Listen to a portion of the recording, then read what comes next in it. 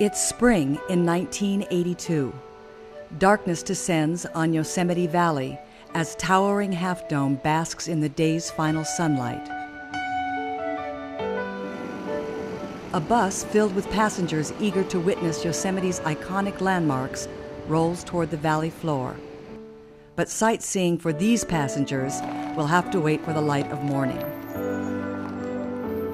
Among those on board is Lee Stetson, an actor from Los Angeles, making his first journey to the national park. He makes his way through the darkness to a campground, and there he settles in for the night. And then magic happens.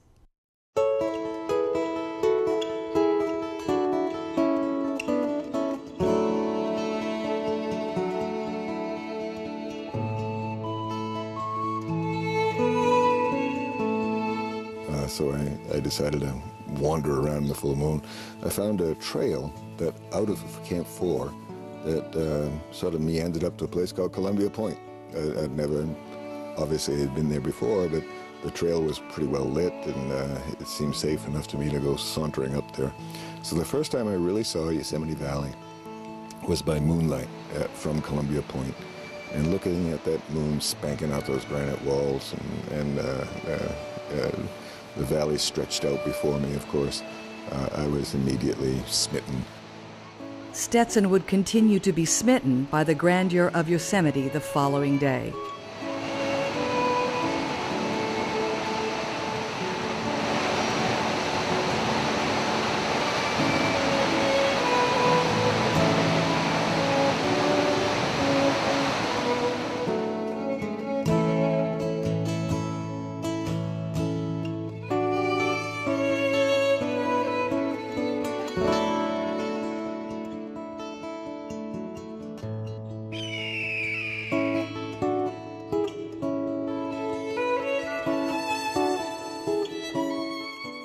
Stetson was lured to Yosemite by the writings of John Muir, whose passionate and eloquent plea for preservation of the environment in the late 1800s resulted in the protection and formation of Yosemite and other national parks.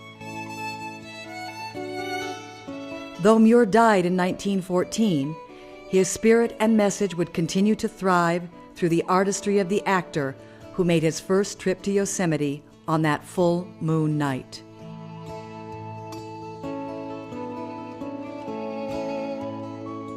My name is John Muir.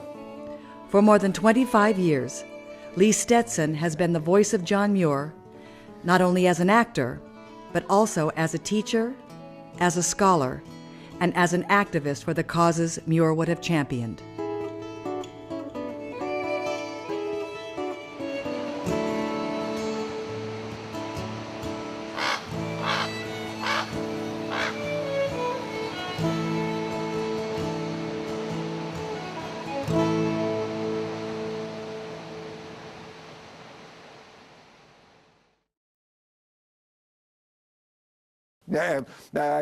I suppose that they found in me, well, a strange, unclassified wilderness creature.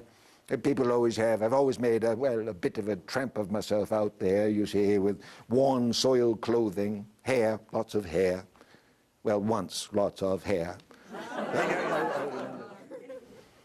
Once in the mountains with my bread and tea, I was free to follow my instincts for good or ill and to see what would be the upshot.